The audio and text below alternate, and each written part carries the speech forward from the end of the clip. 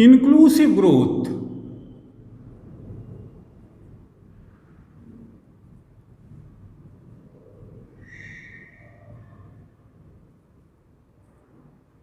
Chapter number 4,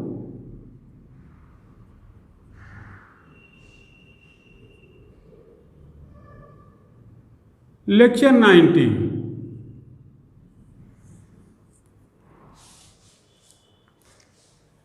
कैसे हम समझें समावेशी विकास को? विकास की परिधि से कोई भी क्षेत्र छूता न हो, न अर्थ, न नीति, न धर्म, न दर्शन, न मर्यादा, न गरिमा, न सुरक्षा, न संरक्षा, न सुख। इनके समेकित रूप को जब व्यक्ति में, समाज में, देश में, विश्व में अवधारित होने लगे, तब हम कहेंगे कि समावेशी विकास का समय आ गया है। जब क्षितिज के अंतिम छोर पर बैठे हुए व्यक्ति को भी न्याय मिलना शुरू हो जाए, जब तल के गरीबों को भी, नीचे के 20% को भी सुख और समृद्धि का एहसास होने लगे,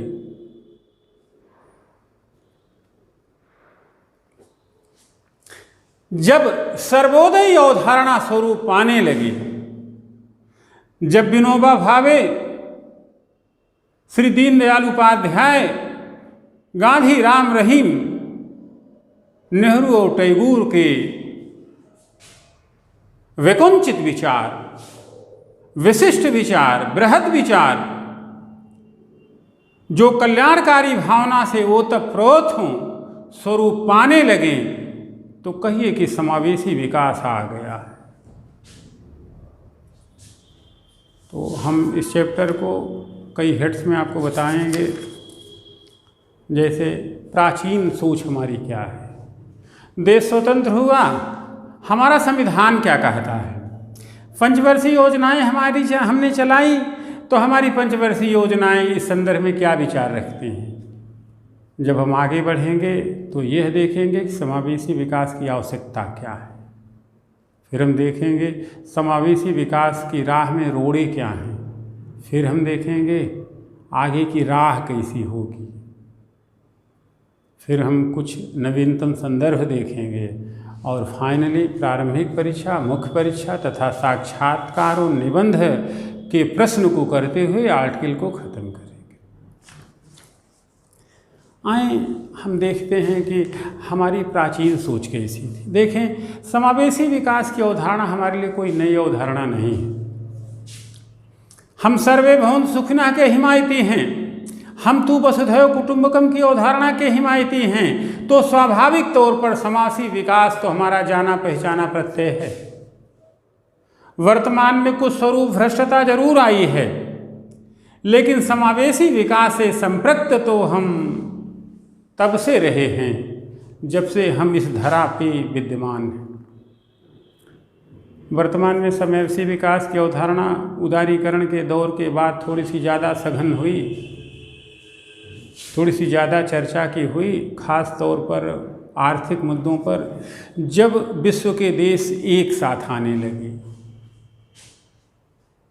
उदारीकरण के दौर, नियमों का शिथिलीकरण हुआ, आर्थिक बंधन थोड़े कमज़ोर हुए, विश्व के देश एक साथ आने लगे, तो समझा जाने लगा कि दक्षिण के विकास के बिना उत्तर का विकास नहीं होगा। घाना और मलावी की गरीबी पर प्रहारक प्रहार किए बिना अमेरिका और रूस के विकास का कोई मतलब नहीं हो।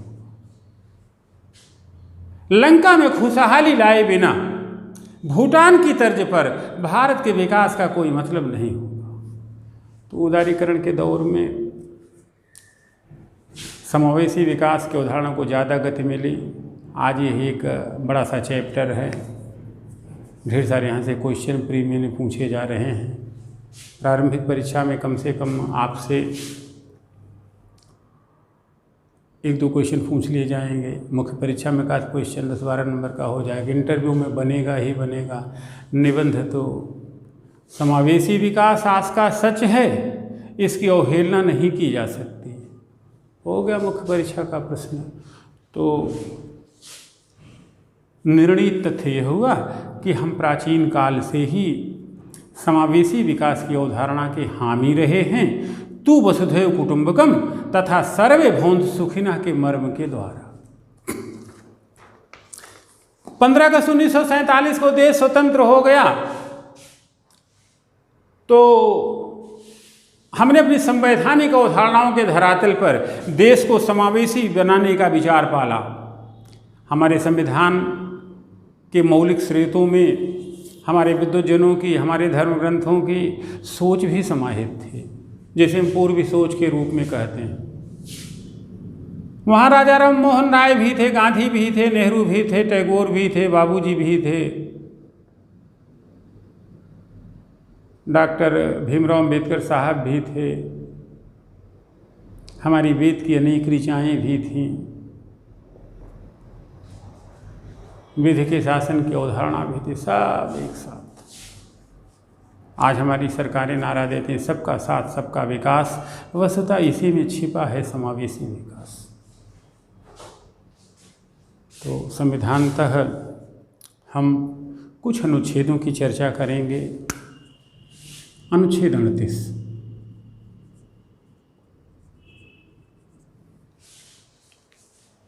अनुच्छेद 38 कहता है कि राज्य लोक कल्याण की अभिवृद्धि के लिए सामाजिक व्यवस्था बनाएगा। राज्य लोक कल्याण की अभिवृद्धि के लिए सामाजिक व्यवस्था बनाएगा, यानी कि सामाजिक न्याय। हम राजनीतिक लोकतंत्र से संतुष्ट नहीं हैं, हमें राजनीतिक लोकतंत्र को आर्थिक, सामाजिक, सांस्कृतिक, नैतिक और समावेशी लोकतंत्र में परिवर्तित करना। तो हमारी जो व्यवस्था होगी वो समाज के लिए होगी, समाज के कल्याण के लिए होगी। इस प्रकार से अनुच्छेद 38 अपने मुखरित रूप में सामाजिक न्याय की बात करता है। अनुच्छेद 39 भी ऐसे ही विचार रखता है।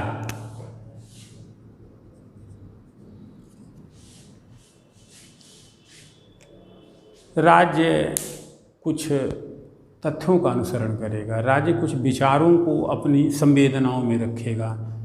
तो अनुच्छेद 39 की भाषा कहती है राज्य द्वारा अनुसरित कुछ तथ्य।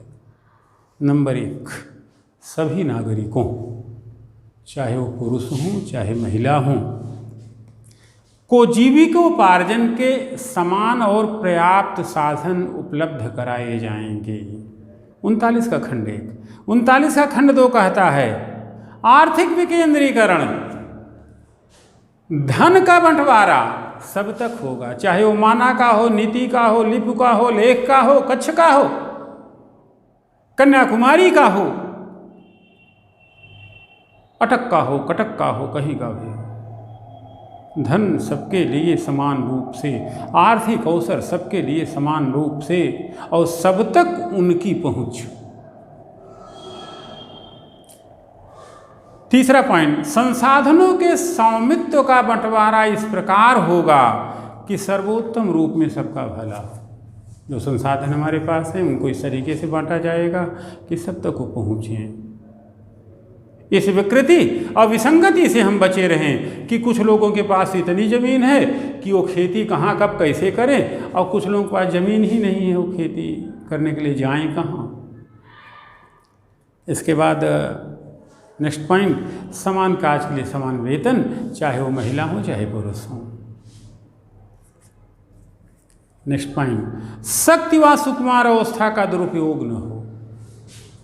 हमारे बच्चे, हमारे निःशक्त, हमारे वृद्ध, हमारी बहनें बलात्श्रम न हो, इनका किसी तरीके से दुरुपयोग न हो। नेक्स्ट पॉइंट, बालकों और महिलाओं के लिए गरिमापूर्ण वातावरण बनाया जाएगा। वे देश की आधी आबादी हैं, जीडीपी में उनका आधा योगदान है, वो हुनरमंद हैं, मातृत्व है उनमें, प्रेम और स्नेह है, इस नाते उनको, और बच्चे कल के भविष्य हैं। हम कल के भविष्य के लिए आज बेहतर कुछ बनाएंगे। तो ये बातें आपके अनुच्छेद 39 में खंडवार कही गई हैं। जिसे आप संविधान से देखेंगे, यहाँ से नोट करेंगे। 39 का संशोधन के द्वारा जोड़ा गया समान न्याय व निःशुल्क विधिक सहायता। न्याय सबको समान रूप में मिलेगा और लीगल सुविधाएं, कानूनी सुविधाएं भी निःशुल्क होंगी। अनुच्छेद 43 कर्मकारों के लिए निर्वाह मजदूरी। जो कर्मचारी होंगे, जो लेबर होंगे, उनको इतनी मजदूरी तो मिले ही कि दाल रोटी चल सके। 43 उद्यमों में कर्मकारों की प्रबंधकीय भागीदारी की सुनिश्चिति। यह प्रत्यय 43A का प्रत्यय आर्थिक न्याय की ओर जाता है, जो कहता है कि कर्मकारों को कुछ मौद्रिक वेतन दिया जाना ही जरूरी नहीं है, बल्कि प्रबंध में उनकी भागीदारी भी हो। शास्त्री जी याद आते हैं। एक बार शास्त्री जी अपने माली से बात कर रहे थे तो उनके सचिव ने कहा कि साहब छोटे लोग हैं, इन लोगों से बात नहीं करना चाहिए। तो शास्त्री जी ने आइंस्टीन की एक कहानी सुनाई कि महान वैज्ञानिक आइंस्टीन अपने लैब में प्रैक्टिकल कर रहे थे तो बिल्लियाँ थीं, बड़ा डिस्टर्ब करती थीं। तो उन्होंने कहा कि अपने सर्वेंट से कि यार ऐसा करो, इनको हटाओ, हटाने की कोई व्यवस्था करो। तो सर्वेंट कहता है कि सर कैसे निकालें? तो कहें कि ऐसा करो, इसमें थोड़े से छेद कर दो, एक छोटा छेद कर दो, एक बड़ा छेद कर दो। तो कहा क्यों सर? तो कहते हैं एक से छोटी बिल्ली निकल जाएगी, दूसरी से बड़ी बिल्ली निकल जाएगी। तो नौकर ने कहा कि सर तो उसके लिए 2 छेद करने की क्या ज़रूरत है, काम तो एक ही से बन जाए, जब माँ निकल जाएगी पीछे छोटी वाली भी निकल जाएगी। तो आइंस्टीन के दिमाग का ओ ये क्या हो गया, ये तो मेरे दिमाग में ही नहीं आया। तो शास्त्री जी प्रकारांतर से अपने सचिव से ये कहना चाहते थे कि जहाँ काम आवे सुई काह करे तलवार, यानी कि कभी कभी छोटे लोग भी जो है अपेक्षित जानकारी रखते हैं, ज़्यादा जानकारी रखते हैं। स्थितियाँ तो ऐसी भी बनी पड़ती कि अपने बास और अपने मालिक से भी ज़्यादा। इस नाते उनकी जानकारी का उपयोग किया जाना कोई बुरा नहीं है। तो 43A की अवधारणा कहती है कि मालिक अपने श्रमिकों, अपने लेबर्स की भी राय ले कंपनी की बेहतरी के लिए, अपनी कंपनी की बेहतरी के लिए।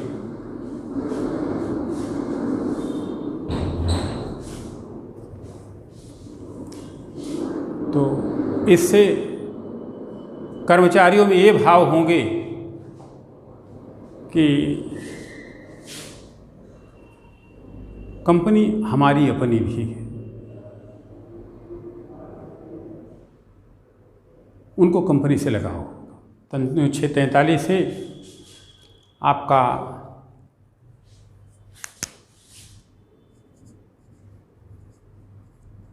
फोर्टी थ्री उन्हें लगेगा कि कंपनी हमारी अपनी है, कंपनी के प्रति उनका लगाव होगा।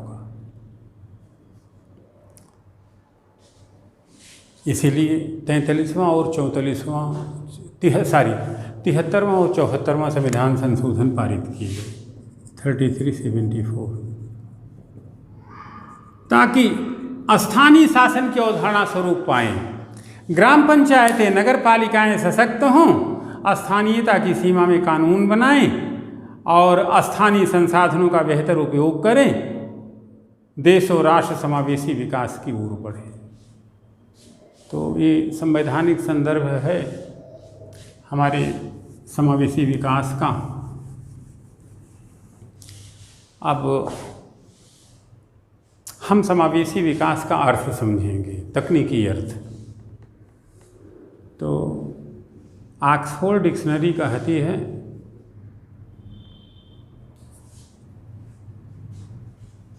कि व्यापक भाव में समाज का कोई क्षेत्र बहिर्गत नहीं है।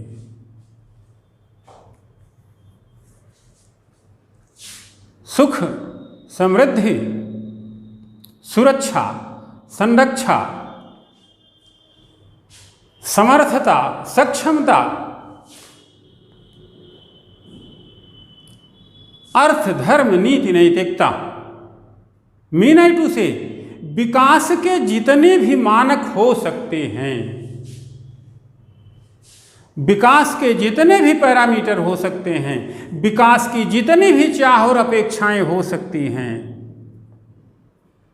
वह सघन रूप में, सक्षम रूप में, समर्थ रूप में, सब में समाहित हो, सबको समान अवसर मिले इन पैमाने पर,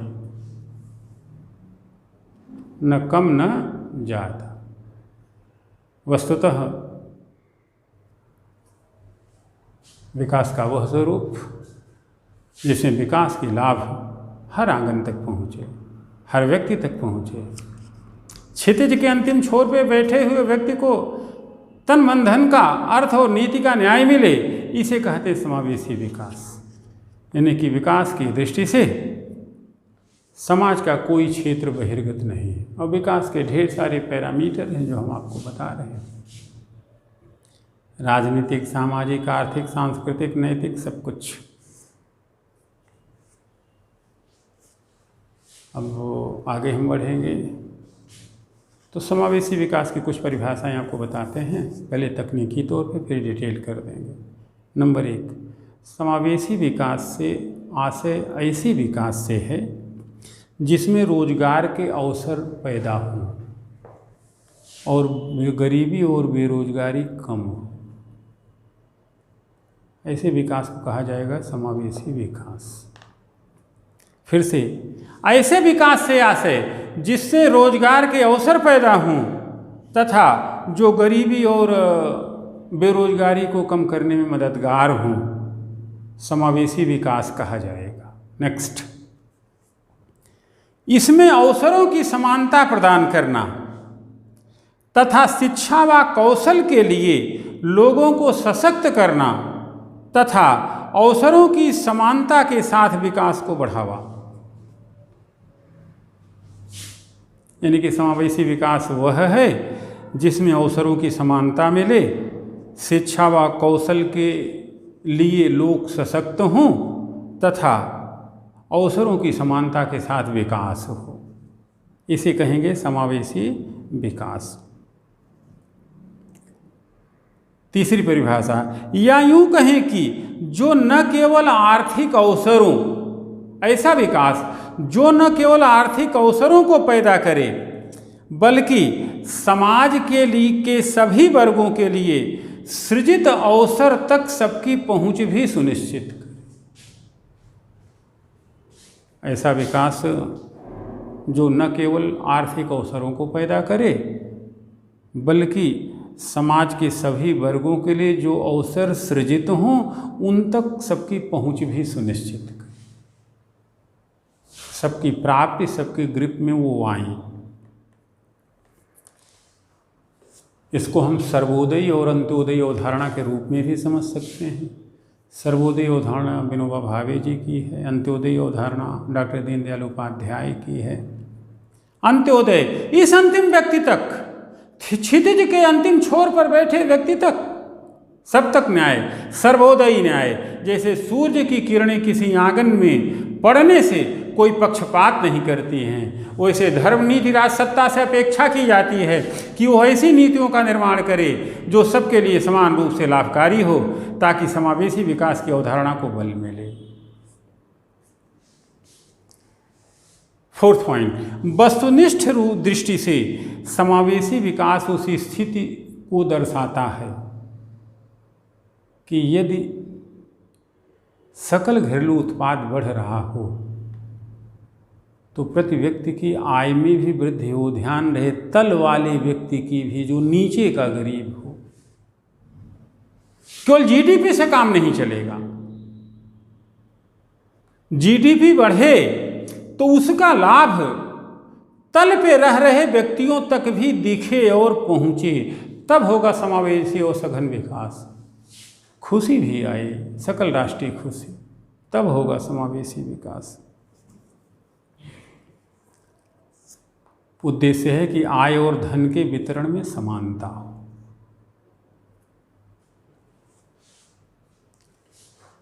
एक और परिभाषा देखें, समावेशी विकास का बल जनसंख्या के सभी वर्गों के लिए, समावेशी विकास का बल जनसंख्या के सभी वर्गों के लिए सुविधाएं उपलब्ध कराना, अर्थात आवास, पेयजल, भोजन, शिक्षा, स्वास्थ्य के साथ गरिमापूर्ण जीवन जीने के लिए आजीविका के साधनों को उत्पन्न करना है। समावेशी विकास का बल जनसंख्या के सभी वर्गों के लिए आवास, पेयजल, भोजन, शिक्षा, स्वास्थ्य के साथ गरिमापूर्ण जीवन जीने के लिए आजीविका के साधनों को उत्पन्न करना। जहाँ पर्यावरणीय संदर्भ भी ध्यान में रखा जाना चाहिए। ध्यान रहे, पर्यावरण की कीमत पर हुआ विकास न तो टिकाऊ होगा न समावेशी। इस नाते पर्यावरण भी अपने विकास में आपको केंद्रीभूत करना हो। ये सब कठिन चीज़ें नहीं, जब कई बार पढ़ेंगे, देखिए हम कैसे फ्लो से बोलते हैं, आप इसको ध्यान से पढ़ें, 2-3 बार सुने तो चीज़ें आपके ग्रिप में आती जाएंगी। तो कुल मिला जुला के हमारा विकास हो, लेकिन पर्यावरण की कीमत पर न हो। रोजगार के अवसर उपलब्ध हों, आर्थिक समानता आए, लेकिन पर्यावरण की कीमत पर न हो। क्योंकि अगर विकास पर्यावरण की कीमत पर हुआ तो न वह टिकाऊ होगा और न वह समावेशी।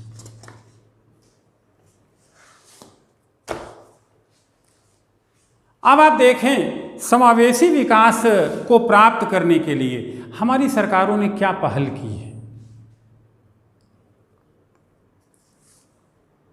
पहले तो आप यह जान लें कि समावेशी विकास का विचार भारत में नियोजन से शुरू हुआ। मनमोहन सिंह जी प्रधानमंत्री थे, बौद्धिक प्रधानमंत्री थे। उनको लगा कि कुछ ऐसा किया जाए, हालांकि जिसकी शुरुआत उन्होंने नरेगा से कर दी थी।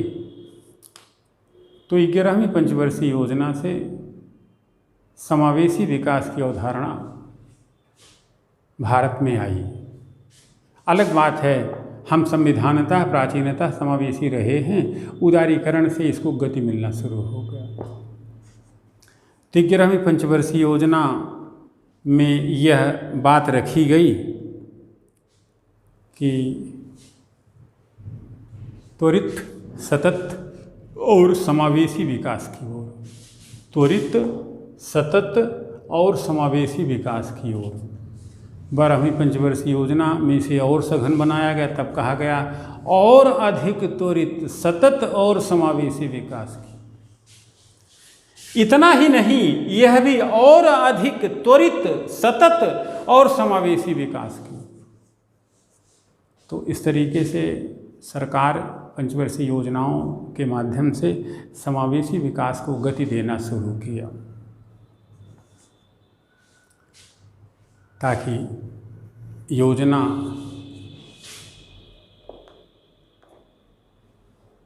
जो गरीबी, शिक्षा, आजीविका के क्षेत्र में कुछ खास करना चाहती थी, उसे इन पंचवर्षीय योजनाओं के माध्यम से पूरा कर पाए।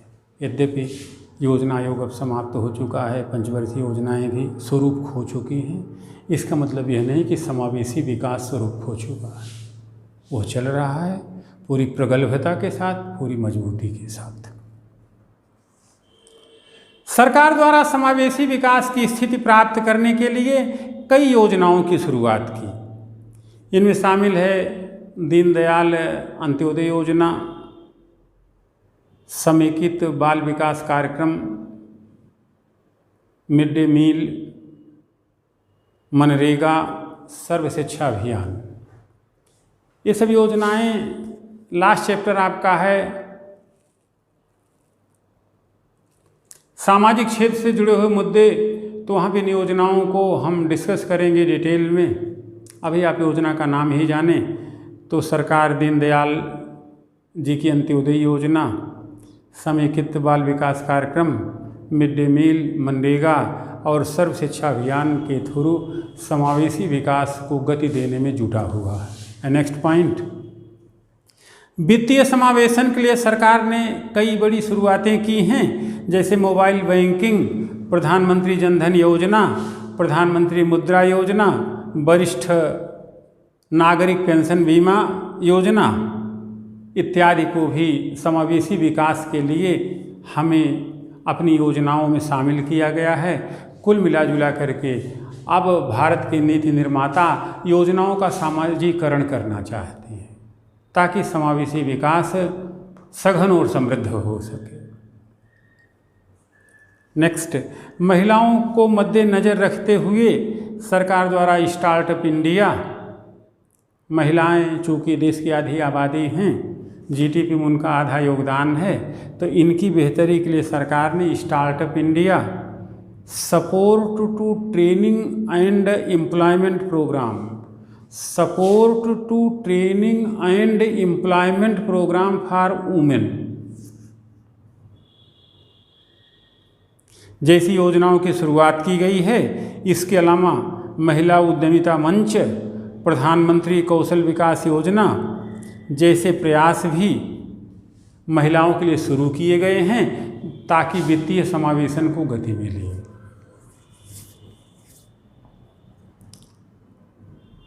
नेक्स्ट पॉइंट, किसानों एवं कृषि कार्य हेतु वित्तीय समावेशन को बढ़ावा देने के लिए सरकार द्वारा मृदा स्वास्थ्य कार्ड, नीम कोटेड यूरिया, प्रधानमंत्री कृषि सिंचाई, प्रधानमंत्री फसल बीमा योजना और राष्ट्रीय खाद्य सुरक्षा मिशन जैसी महत्वपूर्ण योजनाओं का क्रियान्वयन किया जा रहा। Next point and last point, दिव्यांगजनों का विकास भी समावेशी हो, इसके लिए सरकार द्वारा निःशक्तता अधिनियम 1955, निःशक्तता अधिनियम 1955, कल्याणार्थ राष्ट्रीय न्यास अधिनियम 1999, कल्याण राष्ट्रीय न्यास अधिनियम 1999, सुगम्य भारत अभियान, सुगम्य भारत अभियान, स्वावलंबन योजना तथा इसके अलावा दिव्यांगजन अधिकार नियम 2017 जैसे कदम उठाए हैं। दिव्यांग अधिकार नियम 2017 जैसे कदम उठाए हैं।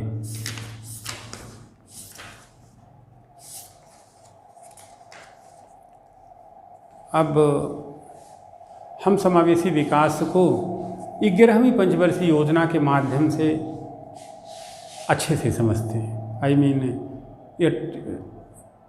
11th 5-year प्लान एंड समावेशी विकास। तो 11वीं पंचवर्षीय योजना का दृष्टिकोण पत्र था, इसी को 12वीं में और सघनता दी गई, चूँकि 12वीं पंचवर्षीय योजना बीच में ही खत्म हो गई। तो 11वीं के माध्यम से हम समावेशी विकास को थोड़ा सा और समझने की चेष्टा करेंगे।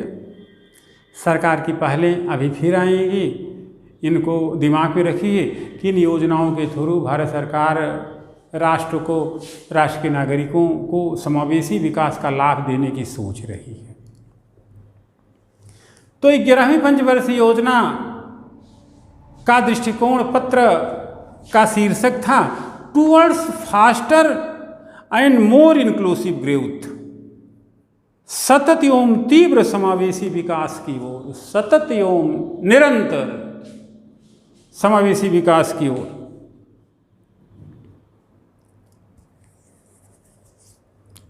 मोटा मोटी यह था। तकनीकी भाषा आपको समझने में दिक्कत होगी कि जब हमारी आर्थिक समृद्धि दर 9% है, 8.2 हम पाए, तो 8.2% के लाभ कुछ कहते हैं। कहते क्या हैं? निर्धनता मिटे, गरीबी मिटे, रोजगार के अवसर उपलब्ध हों, स्वास्थ्य और शिक्षा मिले। इस उद्देश्य के साथ ये योजना शुरू हुई। यानी कि समाज के उन वर्गों को अधिक रोजगार और आय का फायदा मिल सके, जो हाल के वर्षों में उच्च आर्थिक समृद्धि मिलने के बावजूद भी इसके लाभों से वंचित रहे। सरलीकरण ये है कि अगर आपकी आर्थिक समृद्धि दर, तो ये क्या होना चाहिए समावेशी विकास के दृष्टिकोण से? देखिए, सारे के मूल में अर्थ है।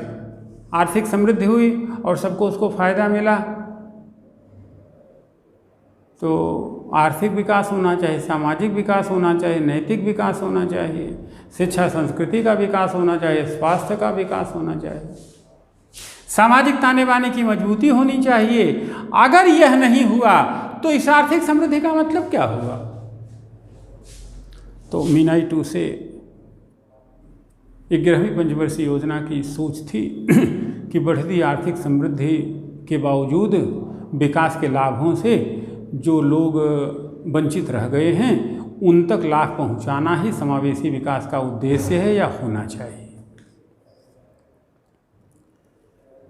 तो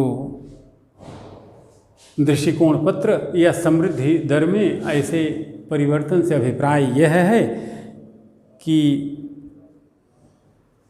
ऐसा संवर्धन, ऐसा विकास जो रोजगार में अवसरों को विस्तार दे, जो रोजगार के अवसरों में यानी रोजगार के अवसर पैदा करे, बढ़ाए। नंबर 2, गरीबों के जीवन स्तर में सुधार हो। नंबर 3, सबको स्वास्थ्य, लास्ट पॉइंट, सबको शिक्षा एवं आवश्यक सेवा उपलब्ध हो। इस तरीके से नियोजन के माध्यम से वस्तुतः भारत सरकार नियोजन का, योजनाओं का सामाजिकरण करना चाहती है। अब वह आर्थिक समृद्धि से मौद्रिक वेतन में वृद्धि का ही लक्ष्य नहीं रखती, बल्कि व्यक्ति को मर्यादा और गरिमापूर्ण जीवन जीने के लिए जिन प्रत्ययों की जरूरत है सबको देने की बात कर रही है। तो कुल मिला जुला के पंचवर्षीय योजनाओं का सामाजिकरण करना चाहती है, समाज को ज़्यादा से ज़्यादा लाभ पहुंचाना चाहती है, जिसमें 9-10% की समृद्धि प्रतिशतता के बजाय सामाजिक उद्देश्यों के लक्ष्य प्राप्ति पर अधिक ध्यान केंद्रित किया गया है। उस समृद्धि दर का कोई मतलब नहीं होगा जब सामाजिक उद्देश्य पूरे नहीं हो। और सामाजिक उद्देश्य पूरे होने का अर्थ क्या है, आगे देखिए। एक मायने में यह समृद्धि एवं समता मूलक मानव विकास की ऐसी अवधारणा है, समृद्धि एवं समता मूलक मानव विकास की ऐसी अवधारणा है जिसकी पहुंच एक से अनेक लोगों, पीपुल टू पीपुल, एक क्षेत्र से अनेक क्षेत्र, रीजन टू रीजन तक समान रूप से पहुंचे, प्रत्येक व्यक्ति तक, प्रत्येक क्षेत्र तक, ताकि असमानता और असंतुलन जो विभिन्न तरीके हैं वो खत्म हो। इसका सीधा सा कारण है कि भारतीय समाज में अभी भी कई प्रकार की असमानताएं व्याप्त हैं, जैसे ग्रामीण एवं शहरी असमानता, अमीर और गरीब जनसंख्या के मध्य उभरने वाली असमानता, पुरुष और महिला की असमानता, राज्य से राज्य की असमानता तथा क्षेत्रवार असमानता। जब तक इस असमानता को न मिटाया गया, समावेशी विकास की अवधारणा स्वरूप नहीं पाएगी। विश्व बैंक की India development policy development policy report 2006 कहती है कि भारत में अभी भी कुछ क्षेत्र ऐसे हैं जहाँ पे मलावी और घाना जैसी निचले स्तर की गरीबी है, अनटॉलरेबल कंडीशन है, स्वास्थ्य शिक्षा का अभाव है, स्लम में रह रहे हैं, और कुछ जगहों पे लैटिन अमेरिकी जैसे मध्यम आय वर्गीय क्षेत्र हैं। बहुत फ्यू परसेंटेज हैं, कम परसेंटेज हैं कि जहाँ की स्थितियाँ ठीक हैं। तो समावेशी विकास इन भिन्नताओं को दूर करने का उद्देश्य रखता है। असमानता से निजात दिलाने, और समतामूलक समाज की स्थापना तथा अल्पसंख्यक, अनुसूचित जाति, अनुसूचित जनजाति तथा अन्य वंचित समूहों की बेहतरी के लिए सरकार तमाम तरीके के कार्यक्रम चला रही है, जैसे भारत निर्माण कार्यक्रम, ताकि अल्पसंख्यकों का विकास हो, अनुसूचित जाति जनजाति का विकास हो, सबका विकास हो। तो भारत विकास कार्यक्रम, भारत निर्माण कार्यक्रम नंबर 1। नंबर 2, राष्ट्रीय ग्रामीण रोजगार गारंटी कार्यक्रम, राष्ट्रीय ग्रामीण रोजगार गारंटी कार्यक्रम, राष्ट्रीय ग्रामीण स्वास्थ्य मिशन, सर्व शिक्षा अभियान, मध्याह्न भोजन योजना, समेकित बाल विकास योजना और नेक्स्ट जवाहरलाल नेहरू राष्ट्रीय शहरी नवीकरण मिशन के साथ साथ कृषि, सिंचाई एवं जल संसाधन, स्वास्थ्य, शिक्षा, ग्रामीण संरचना पर भी महत्वपूर्ण निवेश किया जा रहा है। इसी क्रम में सरकार सार्वजनिक और निजी भागीदारी द्वारा विश्व स्तरीय सड़कें, पत्तन, रेलवे, विद्युत उत्सर्जन की अवसंरचना के निर्माण पर भी ध्यान दे रही है। इस प्रकार जो लाभ होंगे ये सब करने से अवसंरचनात्मक इंफ्रास्ट्रक्चर का विकास होगा। नंबर 2, गुणवत्तापूर्ण रोजगार के अवसर विकसित होंगे, आय में वृद्धि होगी। तीसरा पॉइंट। चौथा पॉइंट, कुशल विकास व जीवन स्तर में वृद्धि होगी। इस प्रकार लाभों का जो बृहद परिप्रेक्ष्य होगा कि अगर 11वीं पंचवर्षीय योजना का बेहतर और पूर्ण समापन हो गया तो संविधान में जो उद्देश्य हमने रखे थे लोक कल्याण के, सामाजिक कल्याण के, निसंदेह वो उद्देश्य पूरे हों। तो समावेशी विकास की अवधारणा केवल आर्थिक विकास की अवधारणा नहीं है, बल्कि यह सक्षमता, सुरक्षा, संरक्षा, सुख सबको अपने परिधि में समेटे हुए है। इसकी परिधि से कुछ भी बाहर नहीं है। यहाँ हमको भूटान जैसे छोटे देश से भी सीख लेने की ज़रूरत है, जहाँ पे आप देखें कि भूटान जीडीपी के बजाय 1972 से ही जीएनएच सकल राष्ट्रीय खुशी की अवधारणा पर बल दे रहा है और एक छोटा सा शांत टापू जैसा देश अपने आप को बेहतर स्थिति में पाता है। अमेरिकी विचार भी कुछ ऐसे आनंद प्रधान पूंजीवाद के, तो भारत के योजना रणनीतिकारों का उद्देश्य भी अब यही है कि जीडीपी जरूरी है लेकिन पर्यावरण और खुशी कम जरूरी नहीं, ताकि बहुलवादी भारत की बहुल आकांक्षाओं की हर संभव सीमा तक पूर्ति हो। अब जो समावेशी विकास के संदर्भ में कुछ अन्य बातें हम सीखेंगे कि हमारे समाज के कमज़ोर तबकों के लिए सामाजिक न्याय की सुविधा उपलब्ध कराने हेतु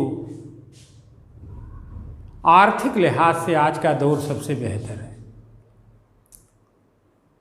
इस बेहतर दौर का समावेशी विकास के लिए उपयोग किया जा सकता है। एक खास बात है कि देश मुद्रास्फीति के दौर से गुजर रहा है, तो मुद्रास्फीति पर नियंत्रण करना होगा, अन्यथा सरकार द्वारा किए गए सारे प्रयास बेमतलब होंगे। तो सीधी सी बात है, मुद्रास्फीति पर नियंत्रण करना है, देश को विकास के उच्च पायदान पर लाना है, तो खेती पर खास ध्यान देना होगा। खेती वरीय रहेगी। अगर हम 10 के आसपास चलें इस योजना के नाते, तो 92 से शुरू हुआ उदारीकरण वस्तुतः अपना जीडीपी सेवा और उद्यम के क्षेत्र से प्राप्त करता रहा, खेती का हिस्सा घटता रहा, खेती में निवेश भी कम होता रहा, खेती का बजट भी कम रहा, उपलब्धि भी 2% के आसपास रहे।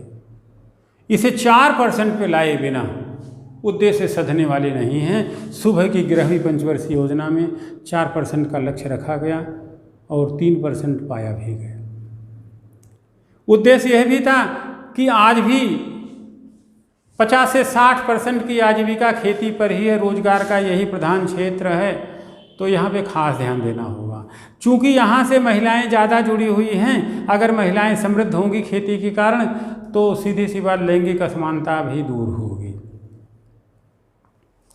तो 11वीं पंचवर्षीय योजना खेती में खास निवेश करने की सोच रही है। सुधीजन कहते हैं कि सार्वजनिक निवेश ही निजी निवेश को बढ़ाएगा। चूँकि सरकार अपनी तरफ से सार्वजनिक निवेश खेती में बढ़ा रही है, तो निजी क्षेत्र के खिलाड़ी भी खेती में आएंगे, खेती को उपादेय बनाएंगे। खेती उपादेय होगी तो वंचित वर्ग, गरीब लोग या जिनकी आजीविका और रोजगार खेती पर है, वे खेती की ओर झुकेंगे। महिलाएं भी मजबूत होंगी, लैंगिक असमानता मिटेगी, स्थानीय लेवल पे रोजगार की समस्याएं कम होंगी। और सबसे खास बात होगा कि कष्टप्रद पलायन जो होता है, डिस्ट्रेस माइग्रेशन, वह रुकेगा।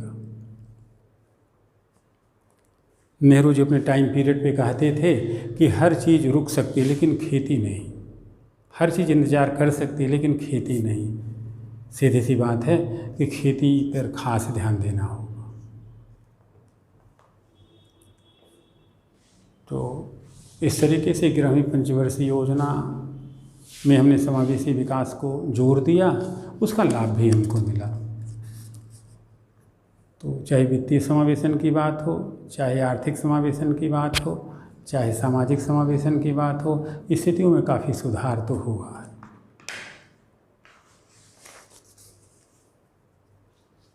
अब कुछ और हेड्स आप देखें। ये तो समावेशी विकास के संदर्भ में ढेर सारी बातें रही। समावेशी विकास का मापन,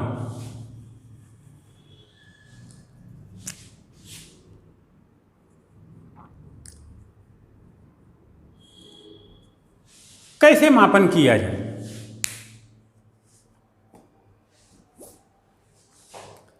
तो देखिए, इसका कोई तकनीकी विधा नहीं, कोई मैथमेटिकल फार्मूला नहीं है, लेकिन अर्थशास्त्री कहते हैं कि समावेशी विकास को मापने का सबसे बेहतर तरीका है कि राष्ट्र की जो प्रगति हुई है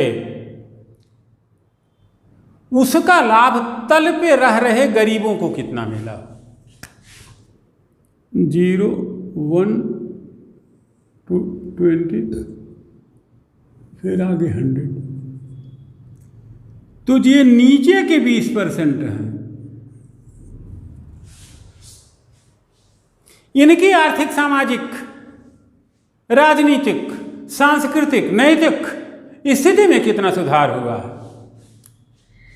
तो नीचे के 20 लोग जो अति गरीब हैं, जो स्लम हैं, जो गंदी गलियों वाले हैं, अगर देश की कुल आर्थिक प्रगति का लाभ इनको मिला है, 9% की आर्थिक समृद्धि दर का लाभ यहां पे दिखा है, किस रूप में? रोजगार में, निर्धनता उन्मूलन में, जनसंख्या नियंत्रण में, स्वास्थ्य में, शिक्षा में,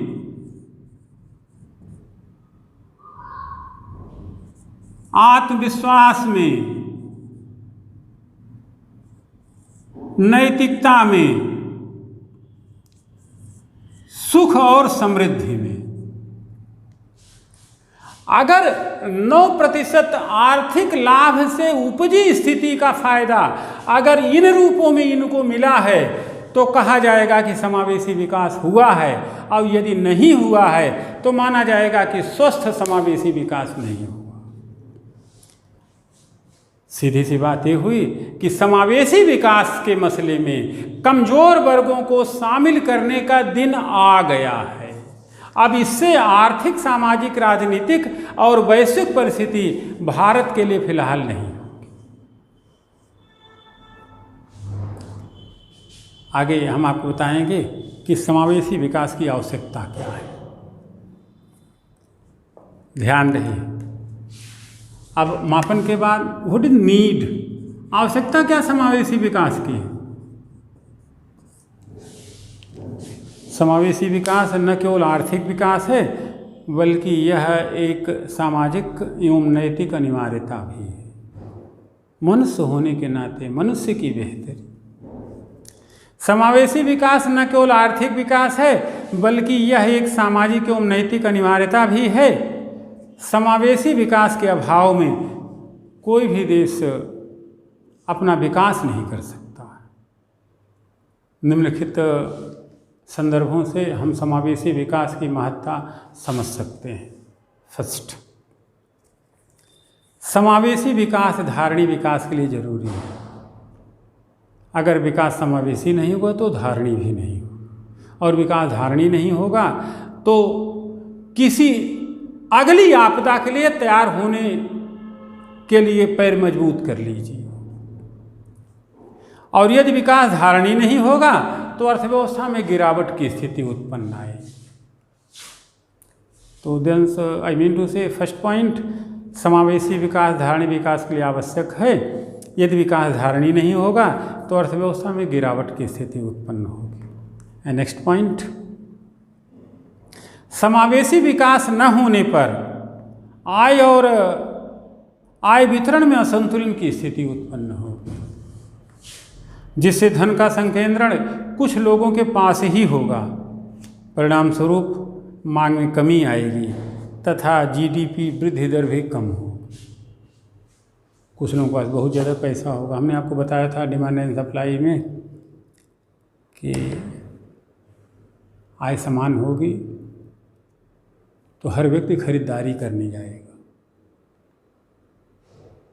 हर व्यक्ति की परचेजिंग पावर बढ़ेगी तो बाज़ार बढ़ेगी, बाज़ार बढ़ेगी तो उद्यम लगेंगे तो रोजगार होंगे। अगर आय में असमानता रहेगी, कुछ लोगों के पास तो डेली कमाई 1 लाख रुपए की है, कुछ लोग 100 भी, तो 1 लाख वालों की समस्या होगी क्या खरीदें, और निचले की समस्या होगी कैसे खरीदें, तो बाजार ड्रॉप डाउन हो। इस नाते आय के वितरण में असमानता न हो, इसके लिए समावेशी विकास जरूरी है। नेक्स्ट, एक समान समावेशी विकास न होने पाने के कारण देश के विभिन्न हिस्सों में विषमता में वृद्धि होती है। एक समान समावेशी विकास न हो पाने के कारण देश के विभिन्न हिस्सों में विषमता में वृद्धि होती है, जिससे वंचित वर्ग विकास की मुख्य धारा से जुड़ नहीं पाते। और सबसे खास बात जो होती है, आज आप देखते हैं धर्म परिवर्तन क्यों हो रहा है, असंतोष की स्थितियां क्यों हैं, आंतरिक अशांति क्यों है, युद्ध की स्थितियां कभी कभी क्यों बनती हैं, नक्सलवाद क्यों पनपा है। वस्तुतः यह बहुत कुछ आर्थिक विषमता के कारण है। यदि समाज समावेशी होगा